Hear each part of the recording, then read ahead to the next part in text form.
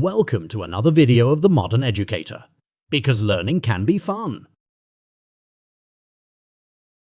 So, first of all, why it is important to study a country's political system. This is extremely important, by the way.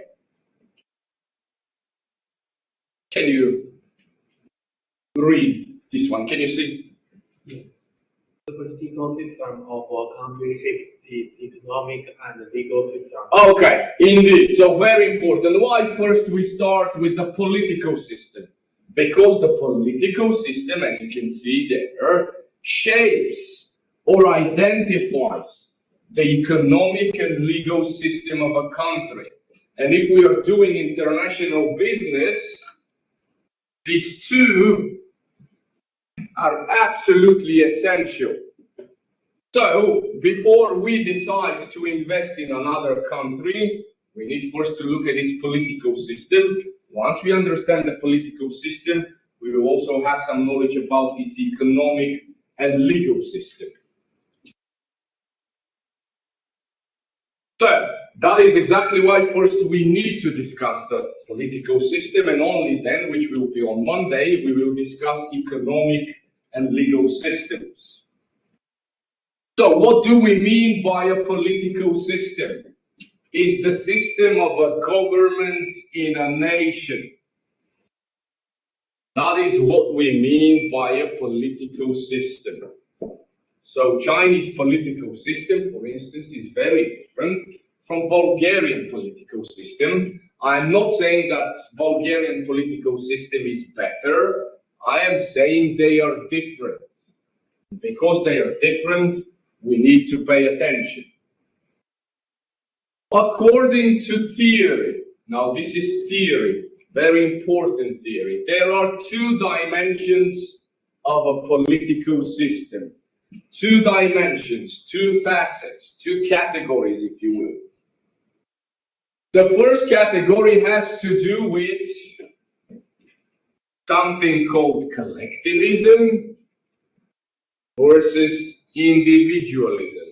This is very important theory which comes in managing cultural differences, doing international business, and I don't know what else. Today I will explain briefly what is collectivism and what is individualism. Have you heard, by the way, of this? No?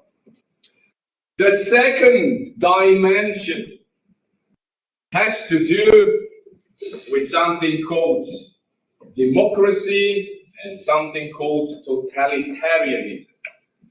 Now, dimension number one and dimension number two are actually interconnected. And let's see how. Collectivism usually would mean totalitarianism, not necessarily, however, I say usually.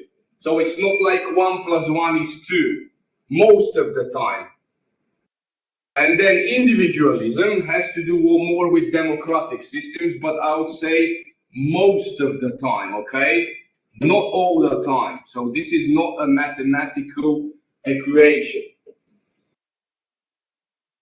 There is a gray area, or somewhere between these two, there is like a lot of empty space, which means there are options to go left and right, up and down. For instance, it is possible for a democratic society to emphasize a mix of collectivism and individualism. And don't worry, someone will ask me, teacher, I still don't understand what is collectivism and what is individualism. I will explain just now. In a similar vein, a totalitarian society does not have to be collectivist society. Subscribe, share and enjoy, because learning can be fun.